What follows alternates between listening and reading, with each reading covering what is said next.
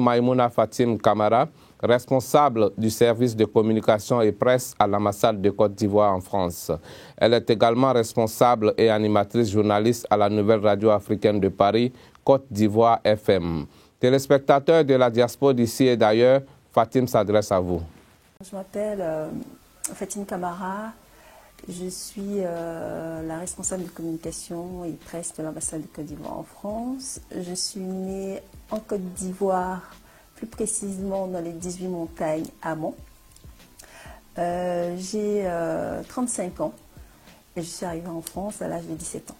J'ai fait une fac de lettres, j'ai fait la Sorbonne. Je me suis inscrite en lettres quand j'ai eu mon bac.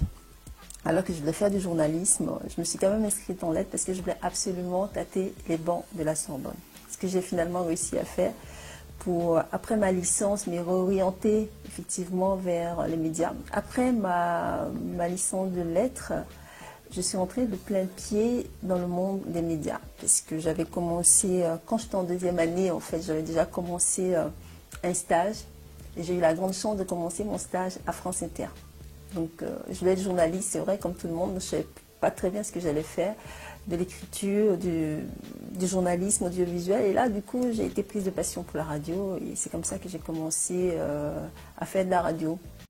La culture, en tout cas africaine pour moi, je vais dire africaine en ce sens ivoirienne parce que c'est celle-là que je connais, elle est trop musicale. Je crois qu'il va falloir qu'on essaie de l'étoffer un peu, d'y ajouter un peu plus de contenu intellectuel, on va dire, quoique je ne dise pas que la musique n'est pas intellectuelle, elle peut l'être, mais là en ce moment, c'est pas le cas du tout, quoi.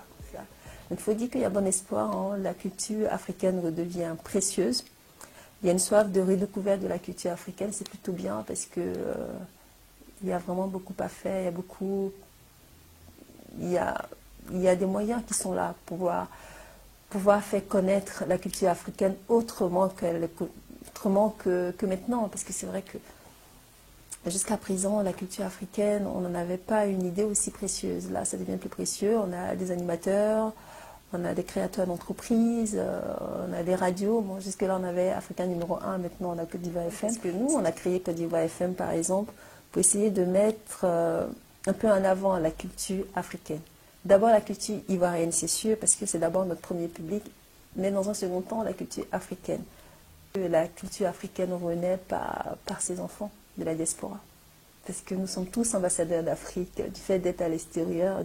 Donc après la fin de Belle Aventure RFI, donc, je suis rentrée directement à l'ambassade du Côte d'Ivoire en France, qui est mon pays. Donc. Et donc, dans nos réflexions, nous avons décidé de créer justement une radio qui s'appelle Côte d'Ivoire FM, qui a pour objectif d'être une plateforme justement de rencontres, d'abord au départ entre les Ivoiriens et ensuite entre les Africains, parce que dans notre équipe, on a beaucoup de nationalités. L'objectif pour nous en créant cette radio, justement, c'était de créer un pont entre la diaspora et les pays d'origine, parce qu'on se rend compte que les gens qui sont restés au pays s'intéressent beaucoup à l'actualité de nous autres, gens de la diaspora. Pas parce qu'il se passe quelque chose de spécial ici, non, mais parce que surtout il y a beaucoup de gens qui ont de la famille qui sont restés en France. Donc on a toujours envie de savoir ce qui se passe, des événements qui sont organisés, même simplement de prendre des nouvelles de la famille, des parents, des amis, des artistes, parce qu'on a constaté aussi qu'il y avait beaucoup d'artistes qui de plus en plus d'ailleurs faisaient des manifestations en France ou ailleurs dans le monde, ce qui ne se faisait pas avant. Donc il y a une vraie communication, en tout cas il y a un vrai échange entre la diaspora, entre les pays d'origine et les gens de la diaspora, quelles que soient les parties du monde dont on parle, que ce soit en France, aux États-Unis, en Angleterre ou autre. Et voilà, donc depuis 2 ans, la radio existe.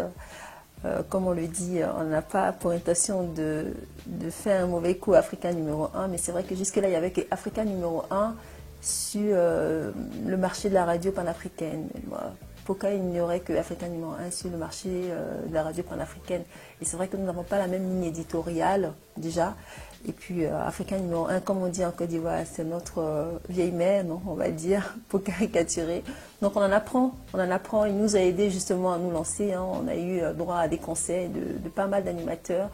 On espère que ça va continuer. Et puis on espère que les autres nationalités ne vont pas hésiter en tout cas à venir taper à notre porte, parce qu'on a besoin de l'expérience de tout le monde, mais surtout on a besoin de véhiculer d'autres cultures que la culture ivoirienne, qui sont des belles cultures, quoi.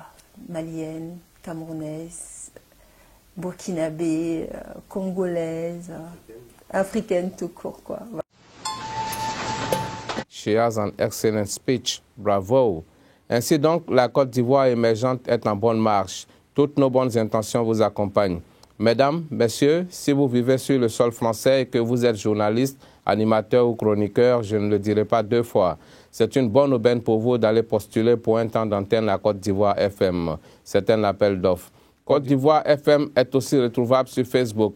Pour ma part, je dirais la main sur le cœur. Merci à Fatim Camara de m'avoir fait confiance en m'attribuant le poste de correspondant USA pour Côte d'Ivoire FM. Cela consistera précisément à leur faire parvenir les infos sur les activités de la diaspora africaine aux États-Unis d'Amérique. Bref.